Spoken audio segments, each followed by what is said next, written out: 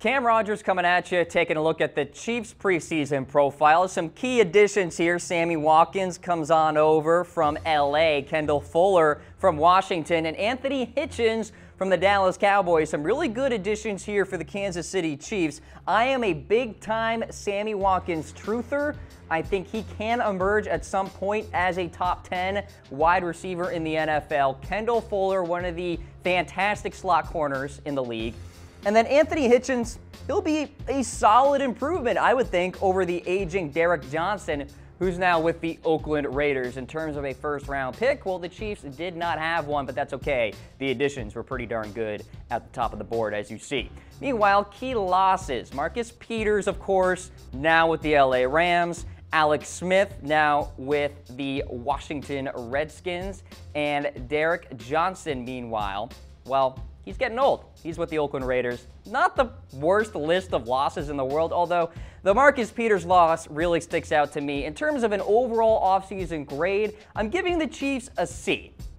They did a good job. Like, a C is a good grade in my grading system here. Now, they did lose also Zach Fulton. He was solid at guard, so I think that kind of hurts on that front line. And losing Alex Smith is kind of notable too because, well, yes, the Chiefs mentally are ready for the Patrick Mahomes era, but will Mahomes actually produce on the football field? So that level of uncertainty kind of feeds into this offseason grade here for the Chiefs. Didn't love their draft either. All right, let's take a look at the preseason schedule here. Got the Texans in week 1, followed by the Falcons in week 2, at Chicago in week 3, and then the Packers in week 4. Let's zone in on that week 3 game against the Bears. The main question here, will Patrick Mahomes show flashes of efficiency with those Chiefs targets? And they got some good ones at that. Tyreek Hill, Travis Kelce, Kareem Hunt, and of course Sammy Watkins now in town. There should be ample opportunity here for Mahomes to make plays, perhaps an indicator of what's to come for the season. Meanwhile, you take a look at the secondary. Steven Nelson, David Amerson, and Kendall Fuller are slotted as the starting corners. Amerson missed a ton of games last year due to injury, and Nelson was just okay at corner last season. Then at safety, Daniel Sorensen really has to be better. So watch that secondary there for Kansas City in this week 3 game against the Chicago Bears, a Bears team now equipped with Mr. Allen Robinson. So let's take a look at the training camp storylines here. Of course, we kick things off with Patrick Mahomes. Will he take control of this team? The Patrick Mahomes era is here, ladies and gentlemen, whether you like it or not, because Alex Smith, of course, is no longer around. So he's got the big arm, he has some NFL experience under his belt, and now the team is his. Now, in that Week 17 game against the Broncos, Mahomes earned a Pro Football Focus grade of 79.9, which ranked 6th for that week. Now, when he had protection, he was even better. He was 9.6 on yards per attempt, which would have ranked 2nd among quarterbacks last season. Now, it's a very small sample size, keep that in mind. But Patrick Mahomes has the arm, Tyreek Hill has the speed down the field, Sammy Watkins can go downfield as well. So the talent is there, the coaching staff is there with Andy Reid. The opportunity now is Patrick Mahomes's to make it happen. Meanwhile, changes in the secondary, kind of hinted at it earlier in the program here. So we're taking a look at Marcus Peters, no longer there. Kendall Fuller is here now. Tremont Smith gets drafted. Armani Watts gets drafted as well.